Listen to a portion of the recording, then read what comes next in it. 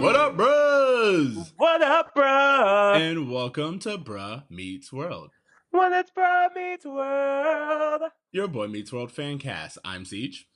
And I'm your boy, Tony Curtis. Tony T, what's up? We just started season 2. I can't Yes. tell you how excited I am for that. Dude, Yo, it's actually completely different. It's completely different for one. I'm already completely over the first season and ready to move on.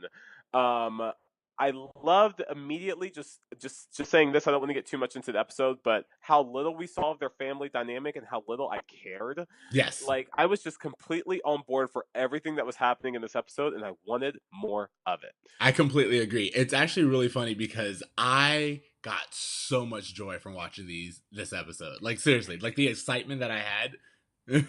Yeah, and to me, these are the episodes I remember watching more of too. So they're Correct. more entwined with my memories and my childhood. And I just feel like this is the more exciting period because this is their coming of age time, and this is way more relatable, I think, from our perspective.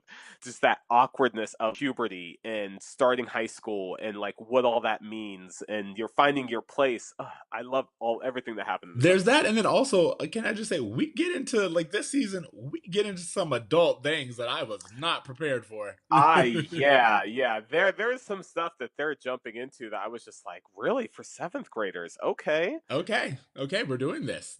Yeah.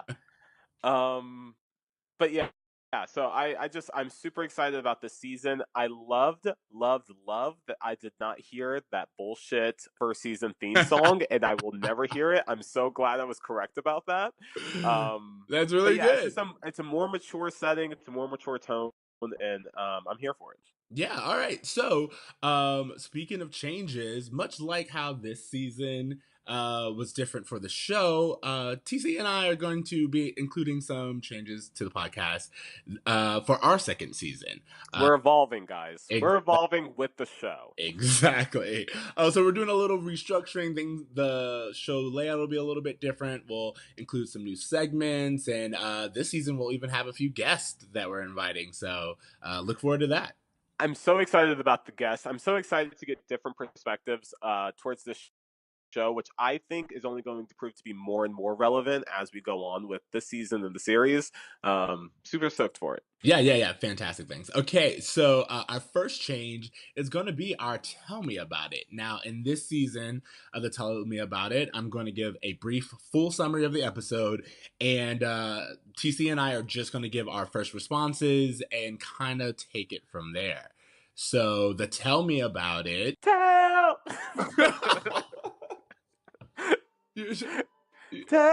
me about it. There you go.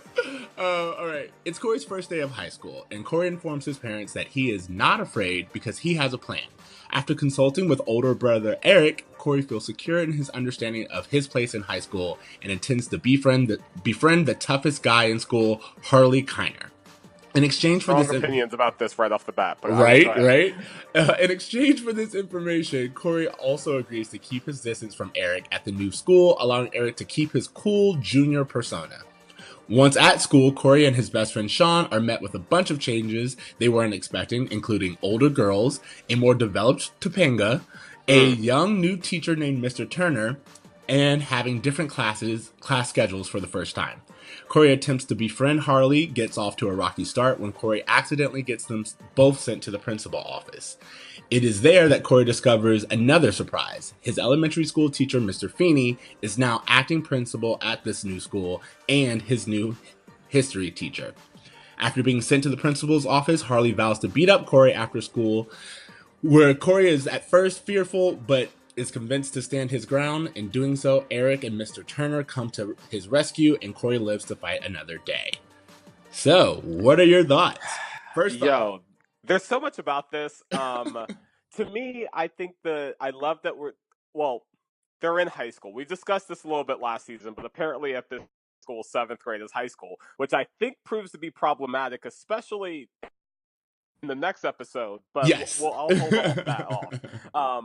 But yeah, having 7th graders mixed in with high school, to me, there's nothing but problems that can come from that. The fact that Corey knows that like he needs to have a strategy to survive, I think is proof Yes. that he probably doesn't belong in a high school, Yeah. but that's just my thoughts of that. Also, my first impressions, especially when we get to the high school, is what year is this high school in? Are we in the 70s or like 60s? Yeah. Like, where are you? It To doesn't make me, sense. this high school exists in the memory of Michael Jacobs. Like Yes. this is what he remembers high school to be when he was in school.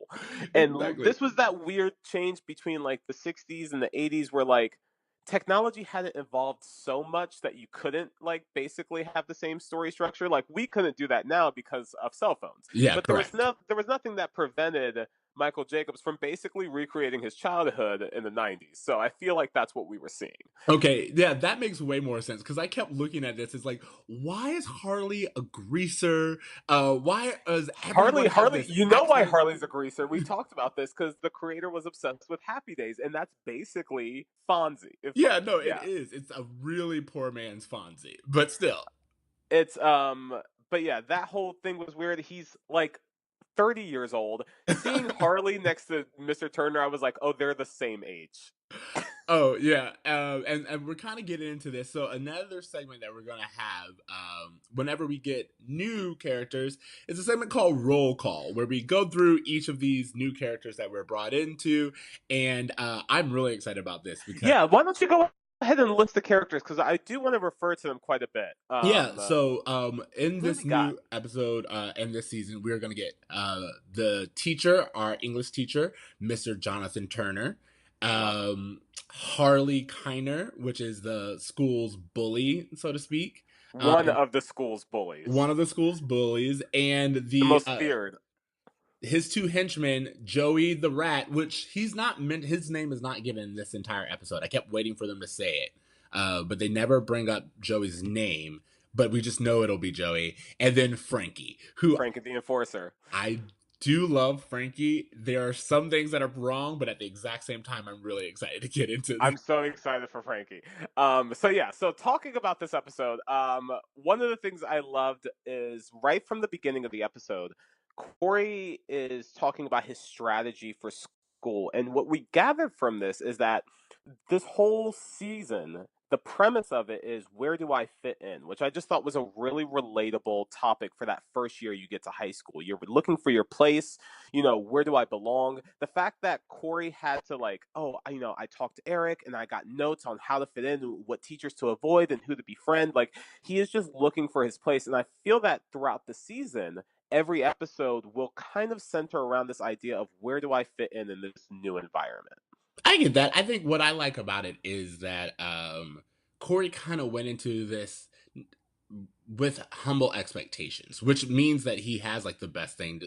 He's starting off on the best foot because like he was like, I know where my place is. I am scum. I'm at the bottom, and I'm not even going to try Yeah. to like. You know, there's so many people who try to go into high school being the cool person, or they, you know, they're trying to make sure that they hit all the right moves. And Corey just understands that he's not going to do that. Well, what Corey decides to do is what I call the prison technique, Of which course, yes. is I'm going to befriend the most badass kid in this place. Here's my plan. Today I make friends with the most feared and influential senior in high school, Harley Keiner.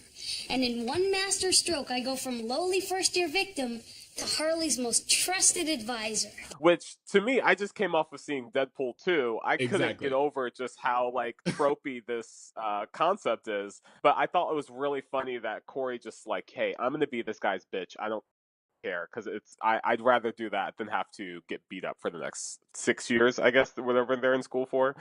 Hey, don't knock it until you try it. That is completely my prison approach. If I ever go, sign me up. I have already made that very clear. Oh, I know what my prison technique would be. I would just be the guy who just doesn't wipe. Yeah, see, everyone says that, but you know, it's prison. It's been a while. My whole thing is to go in with it. As you say, at least this way I get to choose. I'd much rather have the rash. Like a prison the bachelor type situation is what I'm going for. Oh, you're gonna do a bachelor in prison? You're just like, today I give my fruit cup to Exactly. Jerome. Thank you.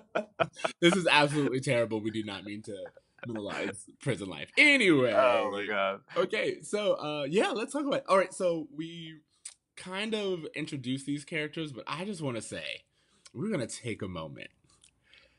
Mr. Jonathan Turner, can I tell you, Oh, when okay, this yeah. man entered my television screen, Now, here's a great thing because I felt that Jonathan Turner was specifically brought in to bridge the age group between like the parents and the kids. Here's like this hunky, like young stud to like the 20, 30 something crowd. yeah, no, I agree with that because that's what I kept looking at. I kept looking at Mr. Turner being like, who were you brought on for? Because there are a lot of emotions going on right now, and He's a hunky dude, yes? he is very hunky. He is like, this is 90s. He's in dated clothes and at the exact same time. I cannot take my eyes off of him. Yes, because even with the white man's Jerry curl he has on, Yes, he is it still works. looking like he's a character from like Melrose Place. Like he looks like he belongs on a different show in the 90s, but definitely exclusively from the 90s. Yeah, again, everything about him, his complete outfit is dated, and even like the single earring, he kind of has like the Howie early '90s Howie Mandel hair. You know what I mean? It's just like, Yeah, and strolls into school, sunglasses stayed on the entire time he was indoors. That's how I knew he was a badass. And I was just like, how are like Corey confused this guy for a student, so why are other people confusing him for a student? Because he's clearly not dressed like a teacher.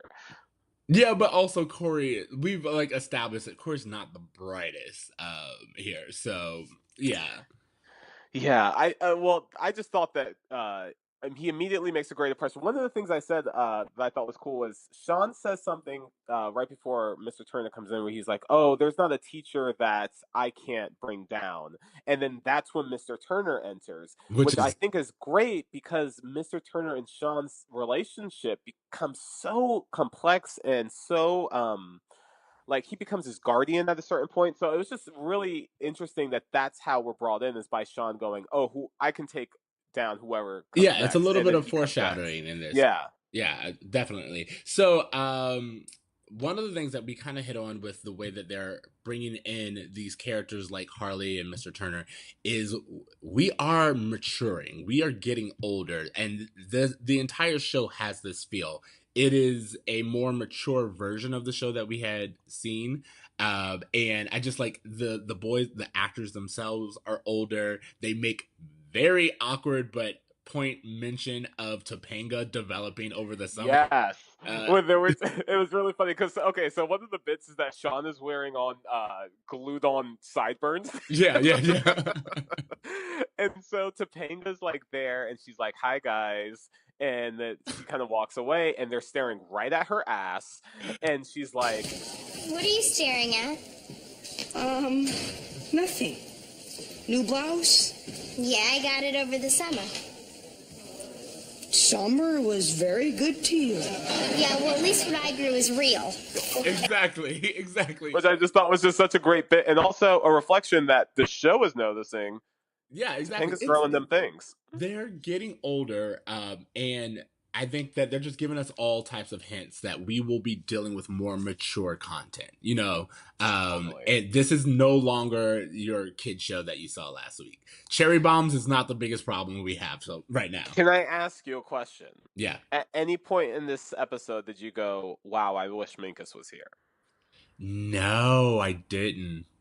Yeah, not at all, right? Yeah, I did. Like I didn't think of such Minkus a once. huge player in the first season. He was our favorite character from the first season, and he is gone, and we didn't even blink.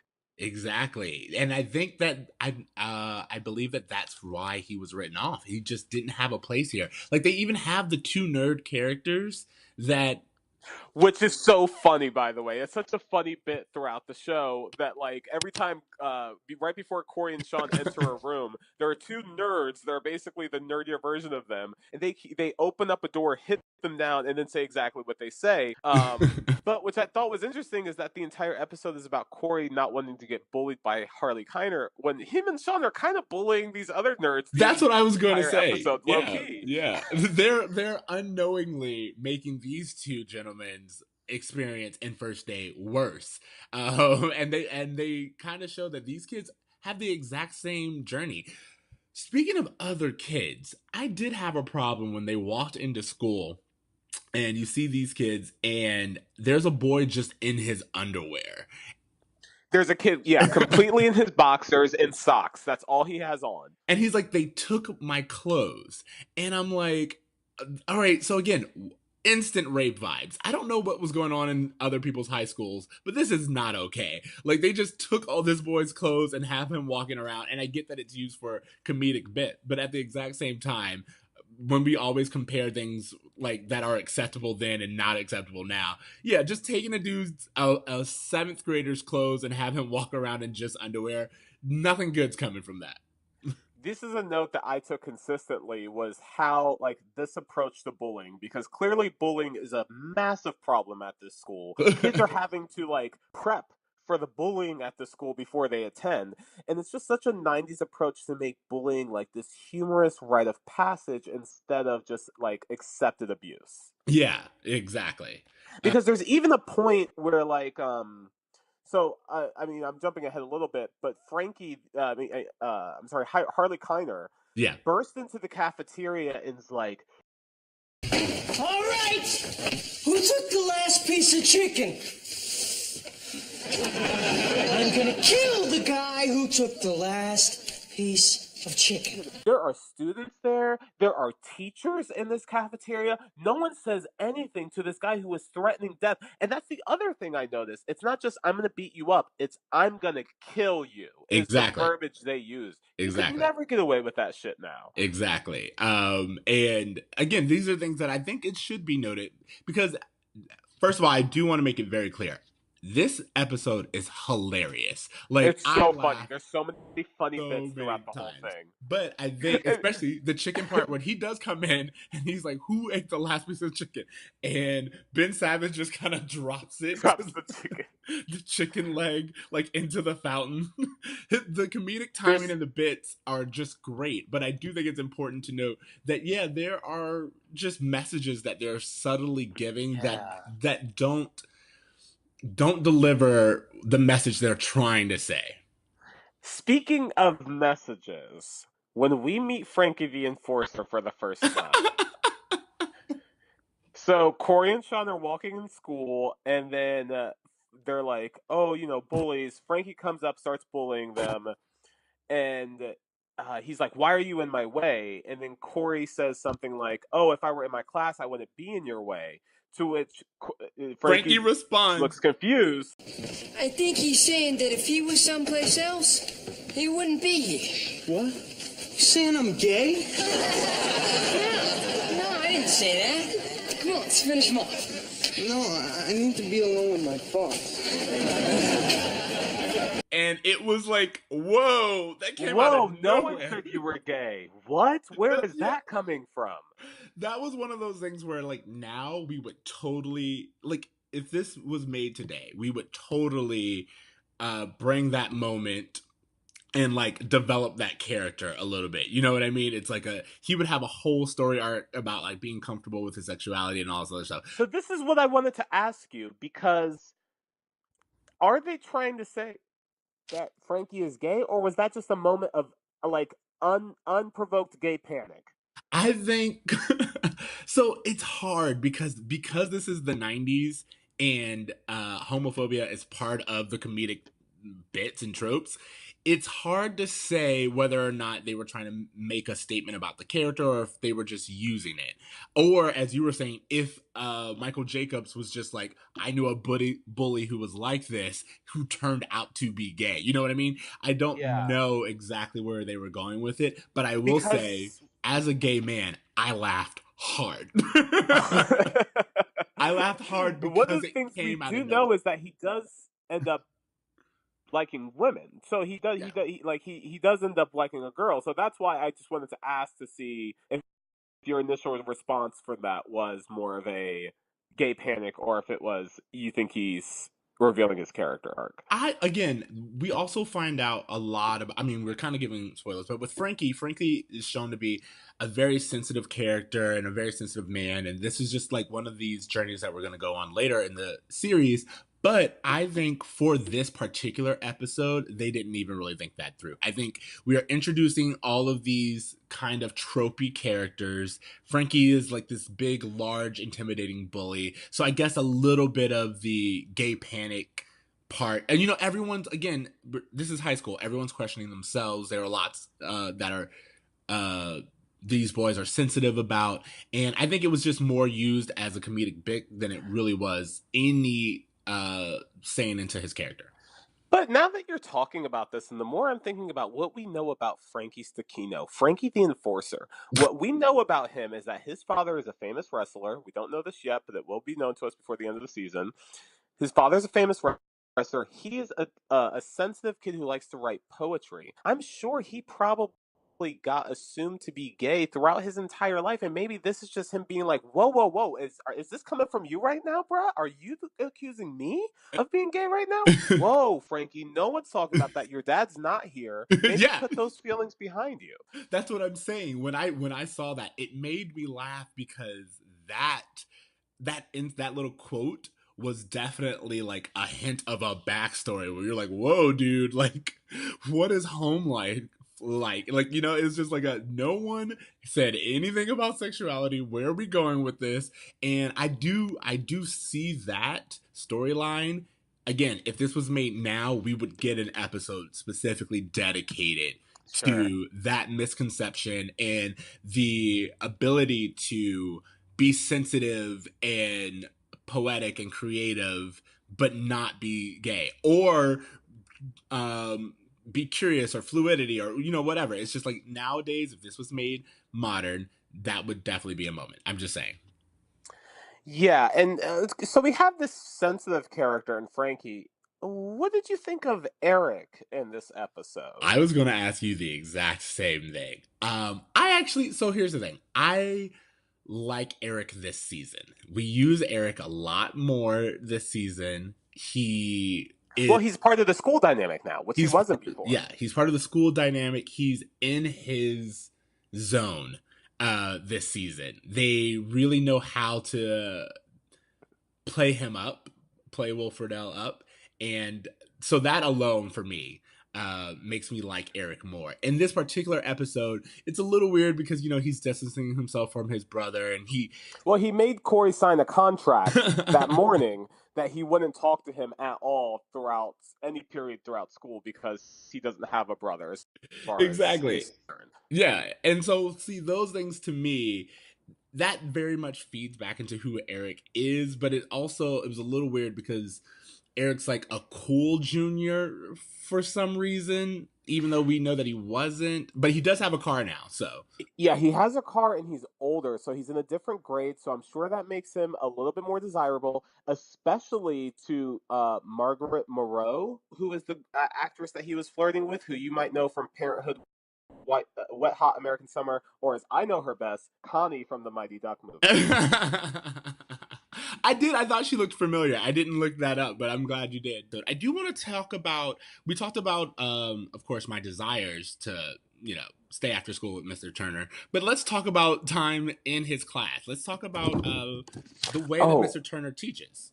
I really thought this was a great development, because basically what we're seeing is that, you know, they were preparing for Feeney. They were like, it's maybe Mr. Turner's Feeney, but worse. And basically what they got was the opposite of Feeney. They got this young guy. They got this really charismatic, funny guy. He appreciates their culture a little bit more. He's not just scoffing at comic books. He's like, oh, wow, this is actually a really great issue. Yes, it does. An epic journey about a guy just trying to get home alive.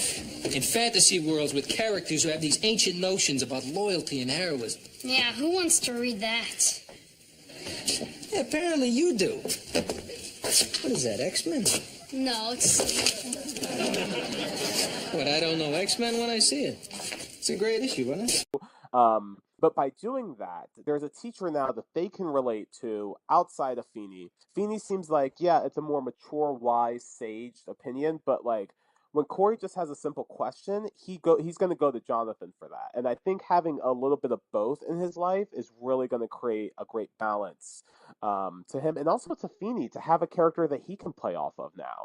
Because you have this guy who's going about everything the opposite way that Feeney would go about it. Yeah, no, I agree with that. I think I really liked how, because even though it's been a while since I've seen this episode, the moment Mr. Turner picked up the comic book and he was like, "Oh, X-Men," and he was like, just kind of immediately was able to relate the material to the Odyssey, and kind of get them, kind of again trick them into this homework assignment in a very Feeney-esque way, but 100%. not how Feeney would have done, or not with the way that Feeney would have kind of blew off Corey's interest. Just basically what you're saying. And yeah, I just really enjoyed that. And I have to say, in this episode, when we see Mr. Turner with Feeney, it does kind of show, as much as we all love Feeney and we admire him, it does show how Feeney is old school and a little bit stuck in his ways. But I also think that we'll see how Mr. Turner's approach isn't always great either. Like there's a balance that they kind of represent of old school techniques with new school approaches. No, I agree with that, but I'm just saying in this particular episode, yeah, Feeney's not the enemy, but it's definitely a thing where I feel that Feeney comes a little too hard on.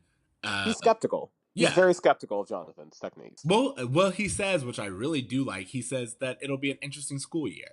You know what I mean? Like that, the way that Feeney responds to it. Let's also go back. Feeney is now the principal of this high school. Can we talk about this for a second? That was going to be my next point. I absolutely love that you brought it up. So what do you think about that? What do you think about the reveal, which is not really a reveal, but what do you think about the reveal that Feeney... So in the opening sequence... yep, I'm glad you brought it up. Feeney is brought in and he's like complaining that Eric's car is like parked on his lawn or whatever. And I would think that if I were watching the show for the first time, that this is how they're bringing Feeney into the show now that he's no longer the teacher. They're bringing him in more as a neighbor character. Okay, I'm on board with this. But then midway through the show, they flip the script and they're like, oh no, he's also the principal and he also teaches a class. Bruh, I mean, I buy it, but this is the last time I'm going to buy a Boy Meets World. Well, for me, the problem is that whole thing where it's like, if this is real life and Mr. Feeney got the job and he is on his way to the high school, as you said, he was in their kitchen earlier this morning. Would you not mention it at all? What were you waiting on? This grand moment to like spring it on the kids? The biggest plot hole in that whole thing is Corey saying that he's been doing nothing but studying high school, and yet he had a schedule in front of him the entire day that had Mr. Feeney's name next to the history class, and he never saw that? That's not a plot hole because of the fact they do mention when Amy says, you've been doing homework, he goes, it's a metaphor. Well, no, but he's like, he knew who all the teachers were. Because he even said, like, when Mr. Turner came up, he was like, Eric never mentioned Mr. Turner.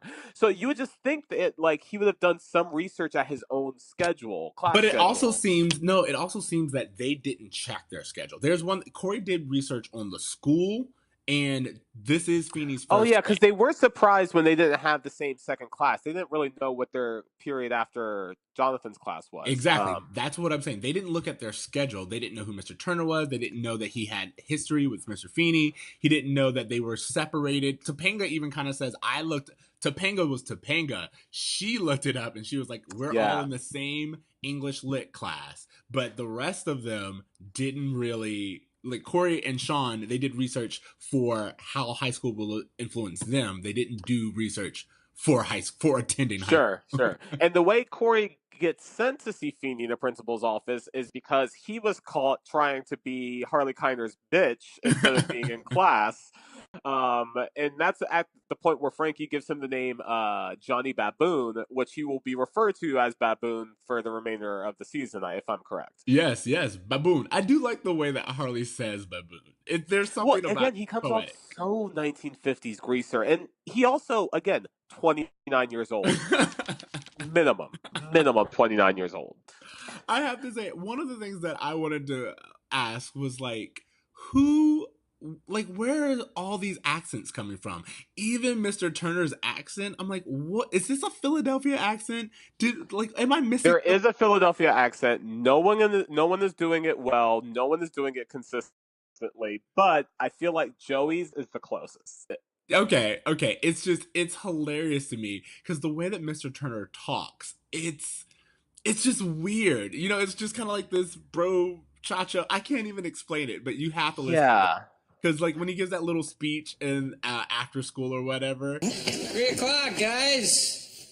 It's time to go home. We gotta hose the place down. Who the heck are you? Oh, I'm your worst nightmare. I'm a teacher. Oh, teacher. No wonder I don't recognize you. What do you teach? Oh, English, lit, and kickboxing. What seems to be the problem? Nothing. We were working it out. Actually, it looks like you're about to pound this kid into the ground. See, that's a problem for me. See, because if one of my students gets killed the first day, I look bad. Again, I can't take my eyes off of him. Adorable. But it's also I'm just laughing at the way that he talks, his canter. It's almost like a Christopher Walken type.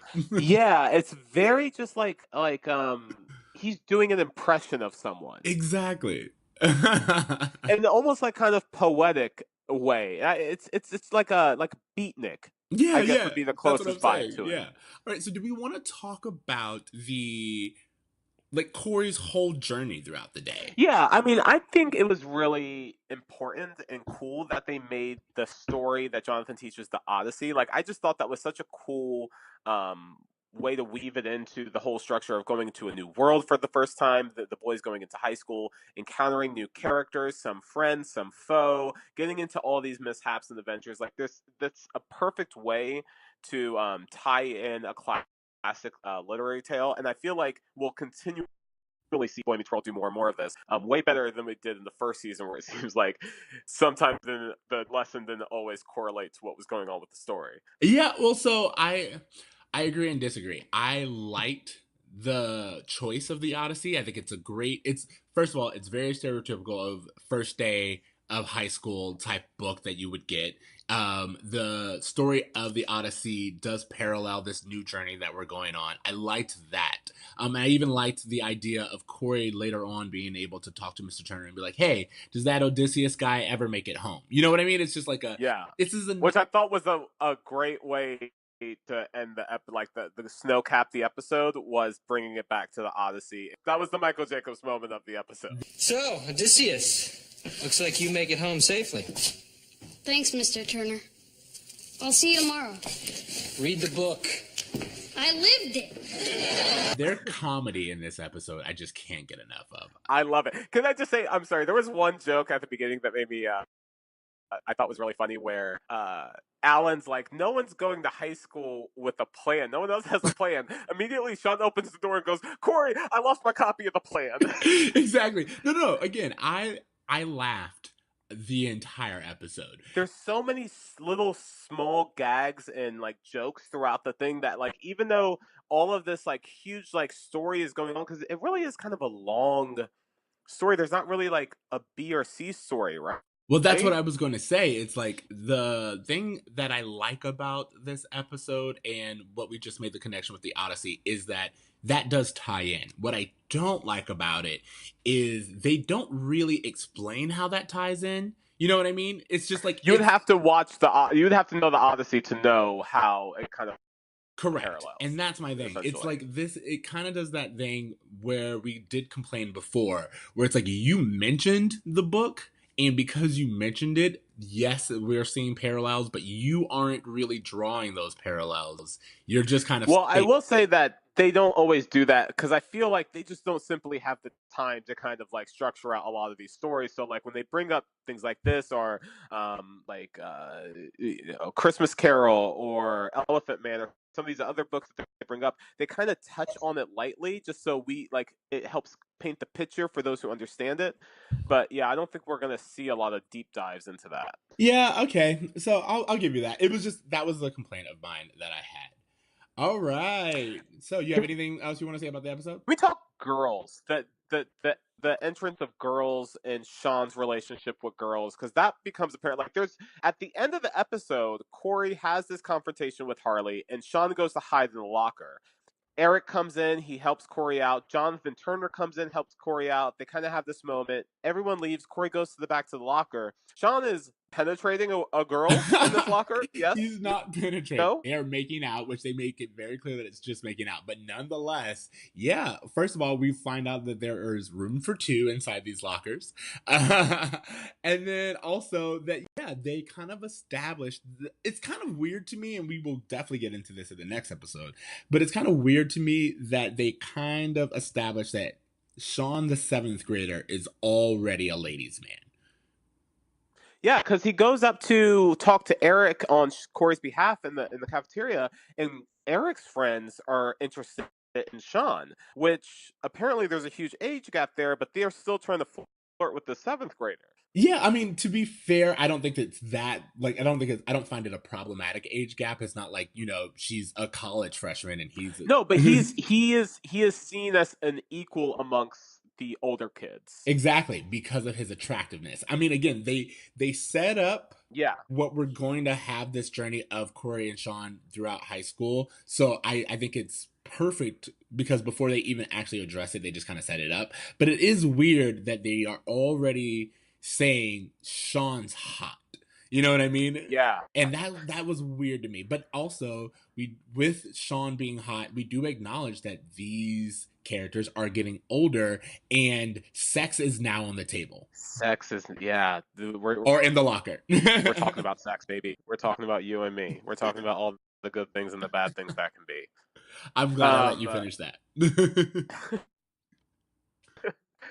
So one other thing I wanted to mention about this was that during the showdown that Corey has with Harley Keiner at the end, basically Eric's advice to Corey is, hey, go to the nurse's office and say you're sick. And Corey goes there, he sees those other nerds there, and he's like, yo, I'm not doing this. And so he goes to meet Harley.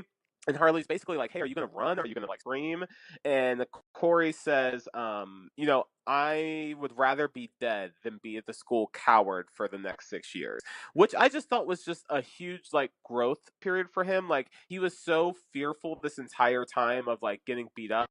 And then it finally came to that point where he was like, you know what, if you're going to do it, just do it, because I want to get this over with and enjoy high school. So I just thought that was a really cool moment for him. It's a cool moment, but to me, it's a mixed signal moment, because what they do is the only reason why Corey comes to that conclusion is because he's hiding out with the other nerds that he's unknowingly been the bully of all day. And we get that little bit, but what he says is, aren't you worried about what people are going to think about you? That's his motivation. His motivation isn't that he understood his own value, and that, you're right. He just didn't want to be perceived as a coward. That's exactly what it was. It was the perception of him being a coward, not him being a coward. Exactly. And that's what bothered me about this lesson. I think it's a good lesson to say, you know what? I am who I am. I will face high school head on, and come hell or high water. And I think him standing up to Harley is a great moment for Corey's character. But the motivation that they give for it is that you have these two kids who, by the way, were just like Corey and Sean. The only difference is, to be fair, they've had a slightly rougher day, and they are literally in physical pain in ways that Corey and Sean are not. And even though they agree to sit it out, it is Corey being like, oh, I don't want to be on the same level as you nerds. That's my motivation. Yeah, I just thought that was really, I guess when you paint it like that, it does kind of cheapen it a bit. Yeah, that was my biggest problem with it. All right, so anything else? But yeah, I think that's pretty much it. The only thing I have to say is that the closing segment is basically the kids coming home and then just watching TV with Morgan and Alan and Amy. And that was really the moment where I was like, I didn't miss these characters at all, especially Morgan. I felt like she was extra useless now that we're outside of the home dynamic completely. Because I feel like the reason we saw the home dynamic so much was because that's where Corey and Eric had interactions. Now that Eric's brought into the school dynamic, there's almost zero reason to go home unless it's to involve the parents.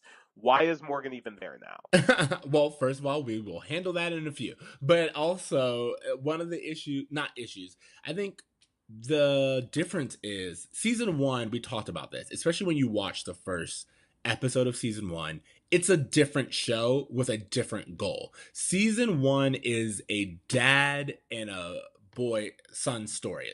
It is about Corey and his relationship with Alan and his relationship with Mr. Feeney. Those are the two most important relationships for Corey in season one. In season two is when we start to really pivot towards him being a teenager and his priorities are just different. So the family really is secondary. And we use them when we need them, but they are just no longer, they won't get as many storylines as they used to. Yeah, and I mean, don't get me wrong. I really kind of wish that Morgan got Judy Winslow, but you didn't like Morgan in this episode. I was going to ask you. I liked the little scene that she got, like right here. I think it's perfect. I think it's the perfect amount of using Morgan, and we don't need a second more. But to me, when they just use her for that one like closing bit, that's when I'm just like, gosh, like she's basically a parrot. Like she is just a character to say something cute and funny, and that's it. Like I don't know. I mean, like maybe it'll improve, but yeah. All right. So let's bring up two things. One, do you have a bruh moment for this episode? Like the bruh moment for those who are new to this are the moment that didn't sit well or do not stand up, just compared to 2018. Yeah, something that is like it was cool but isn't cool. Then I'm gonna say just like the approach to bullying in general. The fact that like even at the end, Jonathan is seeing Harley Keiner basically threaten to kill both the Matthews boys, and he basically is just like, "Oh, just go home." And even when Harley's like, "Dude, could I fight you?" And he's just like, "No, you couldn't. Just go home." It's like, this kid clearly needs to not be in this environment. He needs some counseling. He needs something. Way too chillax about the whole thing. This guy is 29 years old. He has been in high school long enough. He clearly has some built up emotions, especially about chicken. I just don't think he belongs in this environment. So that's, to me, was the bro moment. All right, so we kind of hit on it earlier, and I laughed and I really enjoyed it. But my bro moment this week is with Frankie, because that moment was, it really did take me out and be like, that was the moment where I was like, oh, 2018 would explore this completely different. And as you mentioned, was this used just for laughs, or are they making a commentary or whatever? You would have to explain that joke a little bit nowadays. But at the exact same time, I do think that it was done well enough, and it's also vague enough to where you can't really tell if it was supposed to be demeaning or not. They don't make a commentary on being gay. It's really more just like Frankie, as Frankie says, I just need a moment, and he goes, I just need a moment. Yeah. Oh yeah, because that's another thing when he goes, oh, it's that boy from when you were gay. And yeah. If he goes to the bathroom, I just need to think, guys. Again, I think that as funny as it is definitely something that would have to be handled differently nowadays. Well, I feel like that was just a time period in which, like, you could use gays just to be a joke of a show, and people are like, oh yeah, we're on board with that. Like, oh yeah, let's have the boys dress and drag. Let's have like all these like other like hints towards femininity being and a man being less than, all these other concepts of the 90s that just I don't feel like age well at all. Oh, we are going this season, if you are prepared for it, or not prepared for it, get prepared, because this season we will be exploring toxic masculinity, because toxic masculinity is throughout the entire season. Yeah, there is a lot of we kind of dealt with it a little bit with Alan last season, but this season we get a lot of training for Corey of what it means to be a man. Yes. The good thing is, I will say, they do kind of balance expectations or tropes with a more positive way. a more modern technique of like thought about sexuality and masculinity. They do that, but they still present the quote unquote norm. Yes, and I think that's what's going to happen is that Corey, on his approach to become a man, is going to encounter all of these other ideas that people have about what it means to be a man. Ultimately, he forms his own opinion, which I'm hoping I remember to be, the best approach. Yeah. However, he definitely encounters a bunch of like misinformation and a lot of just machismo that he tries to bring on himself that just doesn't feel genuine to himself. And that's But one I don't thing I know. like. They do Yeah. point out that it may not be for Corey, but the thing that I'm saying is they definitely position it as the norm or the proper way. And then Corey kind of discovers that if it's not for him, that's okay as well. Yeah. Which is mixed messages. All right. So Feeney taught me, what is the lesson of this episode? You know what? Okay, so I thought about this. I think it's very similar to the Odyssey itself, where there isn't like one lesson as much as just like sometimes you just have to like an adventure is going to approach itself and you just need to go through it with your head up. Like he was timid about high school. He was worried about the entire thing, and that he ended up getting through it with his head held high, even though it was a crazy adventure, and that he now knows that he can tackle high school. And I think that's ultimately the lesson that Corey's supposed to be walking away from in this episode. I agree. I was going to say the exact same thing. If you look at my notes, my Feeney taught me, it's blank because I was going to say the Feeney taught me there's no one lesson here. It's that, hey, we're starting a journey. And yeah, this is step one. Yeah, and I'm super excited to see where the show's going to go, especially with the next few episodes. Oh, it gets so good. I'm really happy that we're here. I'm happy that we're doing this again. Let's get into grades. What grade are you giving this? I'm giving this episode a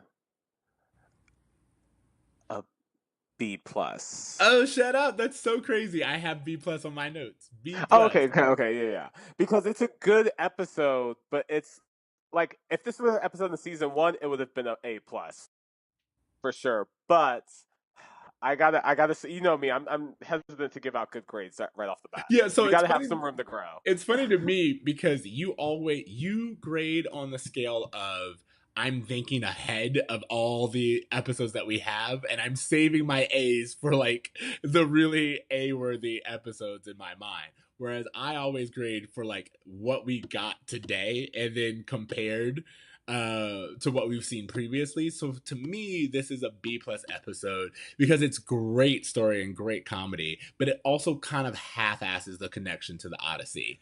So you know what I mean? I also think it lacks in the fact that it's an origin story where we're constantly being introduced to new characters, and just like with any origin story, like Batman Begins is good, but Dark Knight is where it's at. So I just feel like once we get through all these character introductions, we can really get into some good meat to chew on. That was kind of a stretch, but I'll allow it. Please, yeah. Okay, and the final bit. So we are doing something new this season where we are going to have homework, where we kind of give you our recommendations and references and just things that overall we think you should check out. So I got this idea from a podcast that I guest starred on called Tim Talk, which is the Batman the Animated Series. Which is such an amazing idea for a podcast. Oh, it's really, I had a really great time. So basically that is my homework assignment for you guys. Check out Tim Talk. It's really good. I really think you'll enjoy it. And TC, what do you got? Well, I just saw Deadpool 2. I really, really enjoyed it. I think people should go see it if they enjoyed the first one. What I would recommend is not listening to the Kanye West album. Yeah.